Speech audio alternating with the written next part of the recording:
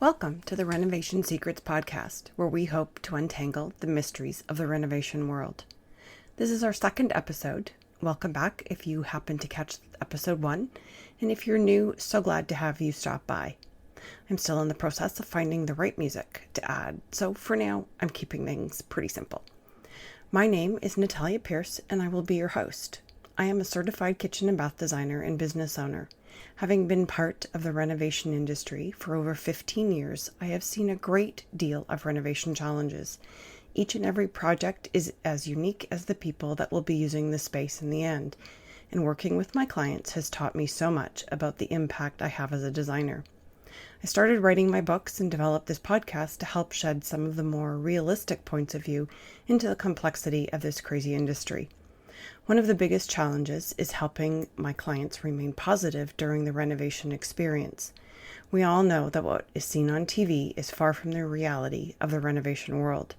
No one likes to talk about the ugly side of renovations, the messy, disruptive, or chaotic part, or the pink elephant in the room, actual costs. In this episode, I'm going to discuss some of the things to look for in an honest and reliable contractor and other trade professionals, and why hiring the cheapest person is not always the best idea. Last episode, we talked about some of the planning details that go into preparing for a renovation. In this episode, I want to dive a little deeper into that process and talk about what to look for when hiring a contractor or other trades such as plumbers or electricians, and even designers. You can spend months doing all the planning in the world, but if the execution is poor, the end results will also be poor. The best quality products won't matter if not installed properly, and the finish reveal will not reflect the goals intended for your home. So where do you start?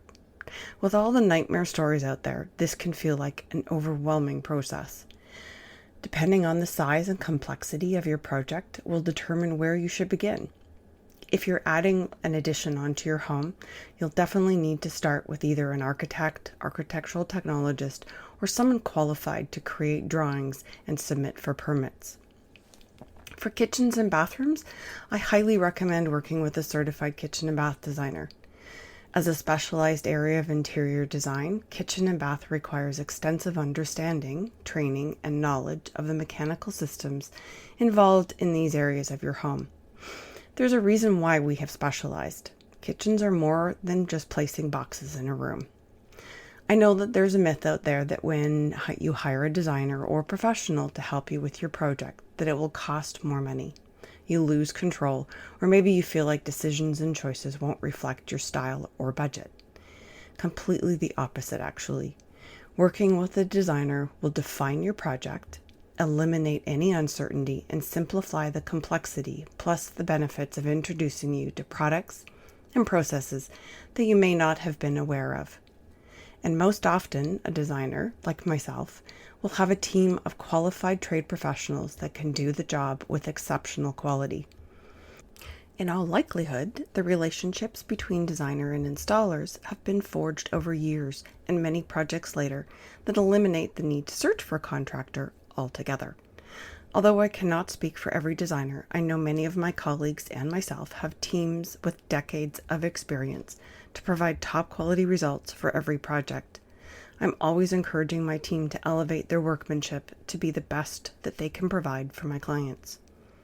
A contractor will have skills and tools to manage every part of your project and know when and where other specialty trades are necessary. A general contractor will bring in a plumber and electrician when needed. Why is this important? The simple answer: liability. Let me explain. Each trade will have the proper insurance that covers their area of expertise. For example, if they're not a licensed electrician and something goes wrong, you're not going to be protected. This is the first step in protecting your home and your family. I highly recommend working with only licensed and insured professionals. Yes, it may cost a little more, but is your home not worth the risk just to save a few dollars? Your home is probably your single largest asset. Why would you want to trust anyone that has less than expert capabilities to make alterations, especially to critical mechanical systems that could impact the safety of your family?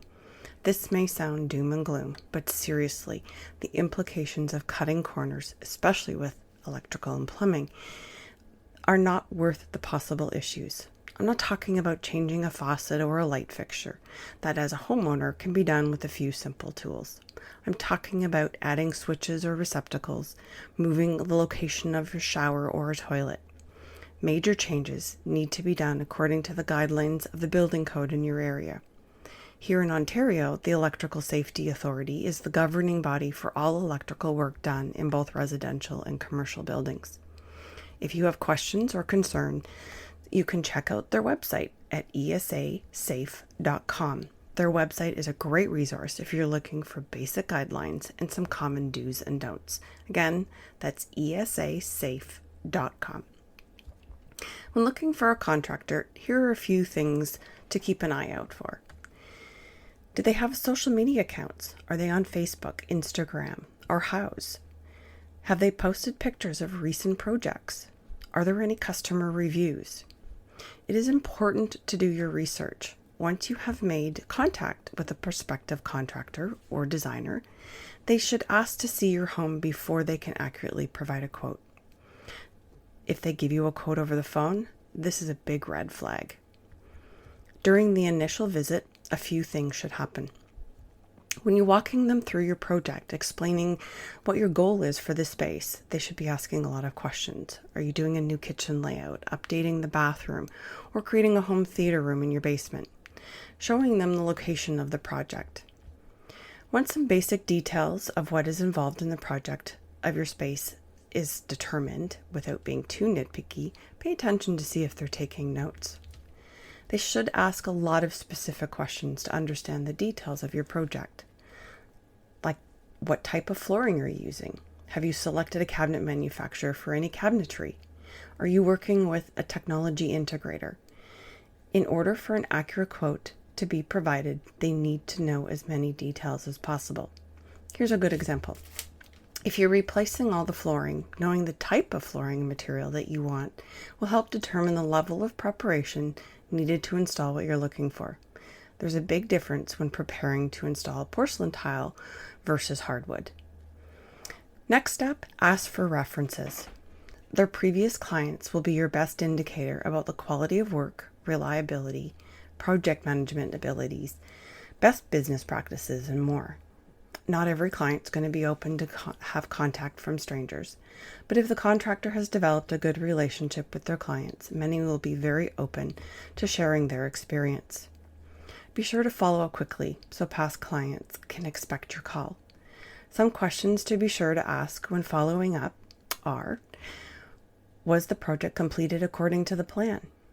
Did they stay on budget? If not, what was the reason for being over budget? Were there unforeseen issues that caused additional costs or delays? Were they open and honest about mistakes or issues? And I'll come back to that one in a minute. Did they inform you of any issues right away? Did they show up when promised? Keep in mind that they may not be there every day, depending on the schedule. Was the quality of work up to standards? Were permits required? How did they manage the inspection process? Did they pass their inspections the first time? Were they organized and respectful of your home? How did they manage scheduling of other trades? Or is that not part of their job? Were they in charge of supplying materials? Did they plan ahead to prevent delays? Were you introduced to each member of their team? Answers to these questions will give you a reasonable perspective of their work habits and overall integrity to determine if they are someone you can entrust to your home. I want to go back and talk about the mistakes and issues that come up on a project. Personally, I feel how issues are handled to be one of the most revealing signs of someone's personality. Firstly, mistakes happen. We're all human. But it's how that error is managed that makes all the difference. The more experience a contractor has, the less issues that come up. But open and honest communication goes a long, long way. I've made my share of mistakes, and I take responsibility to meet the necessary correction. Often I will already be working on a solution to present to a client when I let them know what has happened. Having those tough conversations is never easy, but in the end, being open and honest is the only way to go. Time for the pink elephant conversation. Money, budgets, costs. These are all critical deciding factors for most homeowners, and truth be told, as a contractor or designer, this is how we make our living. The cost of a renovation is a driving factor and very often sensitive. We would all like to have an unlimited budget to create the home of our dreams, but that's not realistic. If you're going through the process, gather 3 or more quotes and consider these factors as you analyze each proposal. A licensed and insured contractor will charge more than a part-time hobbyist. As a legitimate business owner, they have expenses to cover, including insurance, taxes, WSIB, tools, equipment, software, wages, and so on and so on. And quality workers also are compensated accordingly. What does the quote include? Is it labor only? The quote might include materials or shop supplies and sundries, special products, markups, travel costs. Are all expenses associated with your project included? Things like demolition, waste removal, delivery costs. Is there an allotment for possibility of re-insulating or replacing your subfloor? Specialty items. For example, if you're doing a bathroom renovation and installing porcelain tile on the floor, has an uncoupling membrane been recommended or included? Was a heated floor recommended? Just a quick note about uncoupling membranes. I know it's a little bit off topic. There are guidelines established for tile installation that ensure your floor remains bonded and without cracks. The Terrazzo Tile and Marble Association of Canada, or TTMAC, have outlined the minimum thickness of a subfloor for proper tile installation. The use of an uncoupling membrane helps keep the thickness of a subfloor reduced, making transitions to adjacent flooring easier and ensuring a better installation. If you want a little bit more information on uncoupling membranes, you can check out one of the leading manufacturers, which is Schluter, on their website, and it's schluter.com. Back to our topic. The more detailed the quote, it is easier to compare. Understanding what has or has not been included based on what the contractor has determined to be an important or necessary part of completing your project to the best of his or her abilities can say a lot about their skill level and capabilities, and if they're up to date really on new products and trends. The cheapest quote is very rarely ever going to be your best choice. First question I would ask is what's missing or has been overlooked? Have they cut corners just to get the job? Do they have an understanding of what really needs to be done to comply with building code standards? Some considerations go for the quote that is much higher than the rest. Ask questions and don't be shy to seek clarification. Is there something on the quote that doesn't make sense or is unclear? Red flag number 2. If you are asked for a large deposit, it is reasonable for a small retainer to be requested to secure a job or to help offset costs of materials, but shouldn't be done well in advance either. But any deposit larger than 10% of your total project budget should be highly scrutinized. In the case of working with a designer, often a 50% deposit is required when ordering cabinets, plumbing fixtures, or any other custom pieces. For example, my cabinet manufacturer is semi-custom and it's made to order. The cabinet line, and once the order has been finalized, the order goes into production. So a deposit is required. Once you've hired your contractor, be sure to establish a payment schedule before work begins. There's nothing more damaging to a working relationship when expectations are unclear. Payments can be based on milestones achieved. For example, completion of framing, or when all the rough-in plumbing or electrical is done. I cover a sample timeline and payment milestones in my Inside Renovations ebook, which I'll tell you a little later how you can get for free. How are the changes or additional items managed? If you're not billed for charges for any of these changes or additions until the end, you want to make sure you keep really close watch on and tabs on those additional costs. It is super easy for a budget to go off the rails when adding little amounts at a time. $500 here and there can really add up and comes quite a shock if you're not paying attention. Dealing with unforeseen issues. It can really be difficult to anticipate every possible thing that might show up in a renovation. Most often, the hidden monsters reveal themselves during the demolition phase when walls and floors get opened up. We recently completed a double bathroom renovation where the old 1x1 tiles, when removed from the floor, we discovered over 2 inches of concrete supporting the old tile. There was no way of knowing what we would find in advance until we were in the removal phase and started the demolition. That said, not only did the demolition take a few extra days, the need to rebuild the new subfloor was also required. Make sure your contractor has a process in place to manage the unexpected. The discussion of payments makes some people feel awkward, but this is where the trust and faith come in. As a contractor, they want to be compensated for an honest day's work, as this is their livelihood. And as a homeowner, you want to make sure your home is returned to the new and improved version while keeping your home safe.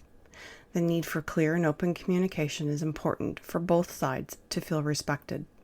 It is often tempting while you have somebody capable in your home to take care of some of the small tasks that need attention, but make sure you are aware of the costs associated with these items. Some contractors don't mind taking care of the occasional small thing at no charge, but this kindness needs to be valued and not expected. A clear understanding of what will be part of the project can avoid misunderstandings. This is where a clear scope of work becomes essential. A scope of work will define each and every detail of your project, from the removal of old fixtures to the precise details of cabinet installation. For example, as a designer, I go to great lengths to ensure that my cabinet layouts are balanced by the lighting design. I provide multiple sets of detailed drawings so that each trade knows exactly how their part synchronizes to the next step.